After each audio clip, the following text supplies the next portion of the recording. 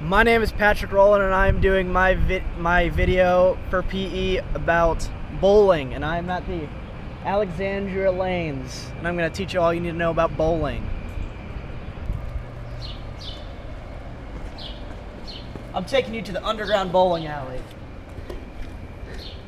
Only top private members know about this bowling alley, like myself and my cameraman Tyler. Let's check it out.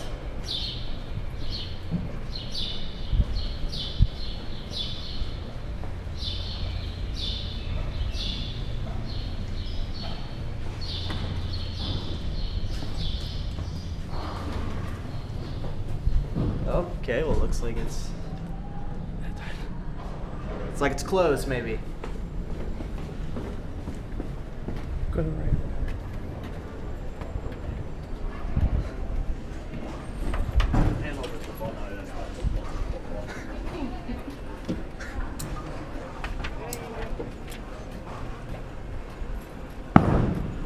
School project. This is a bowling alley.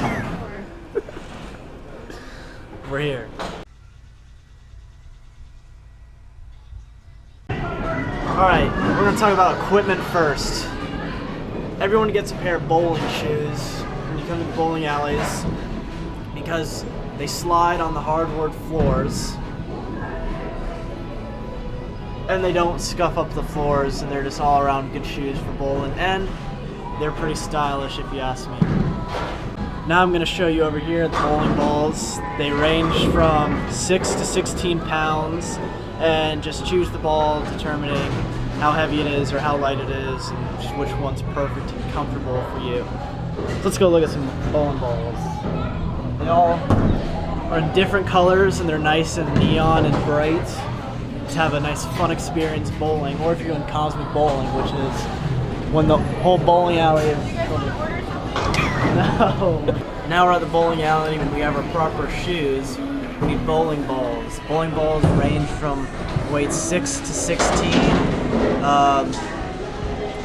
Depending on if you want a heavier ball or a lighter ball is whichever weight you choose. And most people choose around the middle and choose around 10 or 9. I use 9, but depending on whatever you want is what you can choose. I'm going to show you guys what bowling balls look like. They are in different colors and weights and sizes, and they're very cool.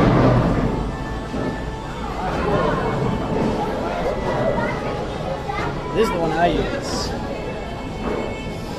I like the color, and it feels good in my hands.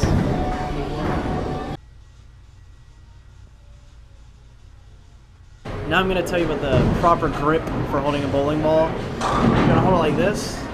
You place these 2 fingers in the top 2 holes, and your thumb in the bottom hole. And if you pull it out, it looks like a woof. So people call it the woof grip. And just make a woof, put your hands in, you got your grip.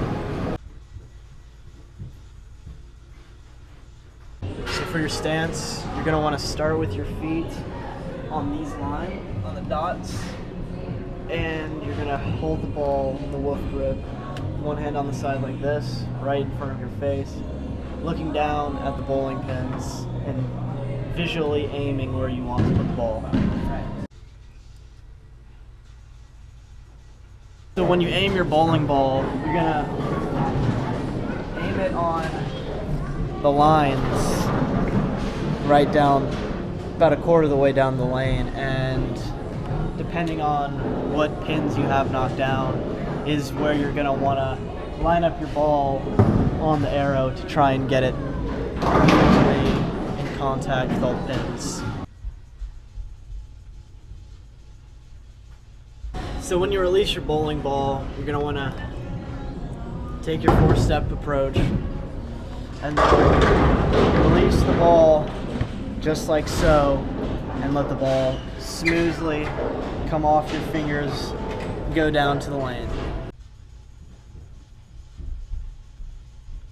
Now that you've released the bowling ball and it's going down the lane to the pins, your follow through, you're going to want to bring your hand, you release it, and then bring your hand up and try and virtually shake hands with the pins down at the other side of the lane. The approach that I do when I bowl is the 4-step approach. What you want to do is start on the lines, on the dots that I told you about earlier, and you start and you step with your dominant foot first, then your non-dominant, 2, then your dominant, then your non-dominant, and then roll the ball down the lane.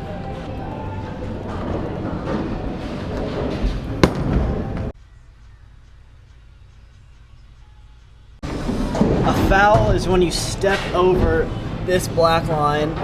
You're not allowed to cross it. It's considered cheating. So even if you barely step over the line, that is not okay. So when you come in, you cannot step over the line. That is a foul.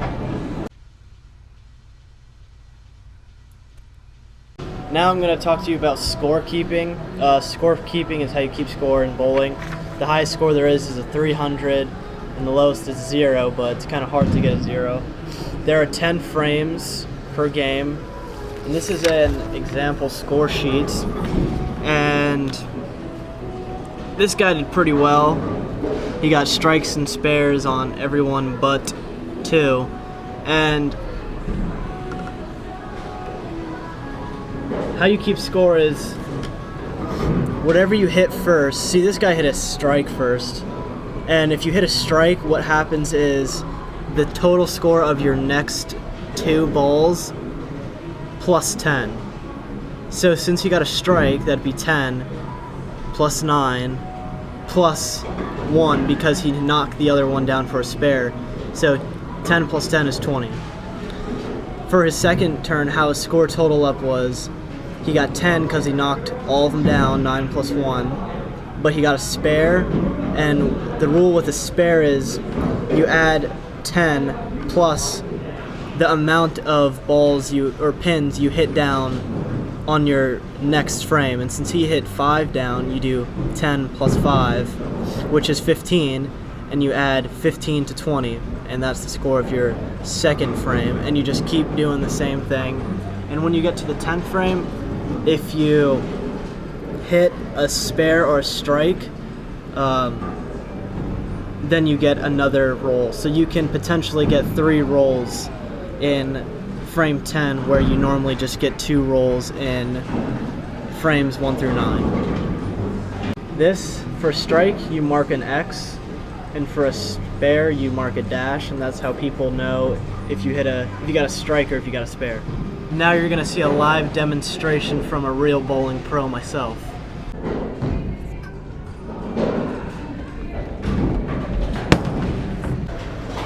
I got 2 pins all on the far right side. This is gonna be very tricky because I do not have bumpers because I'm not old enough, or I am too old to have bumpers.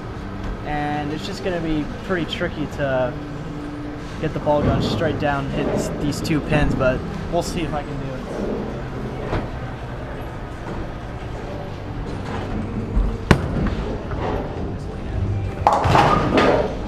And I did it.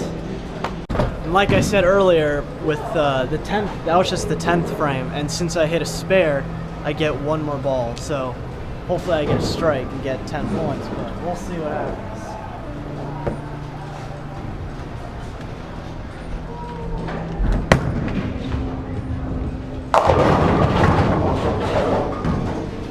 The Bowling Master.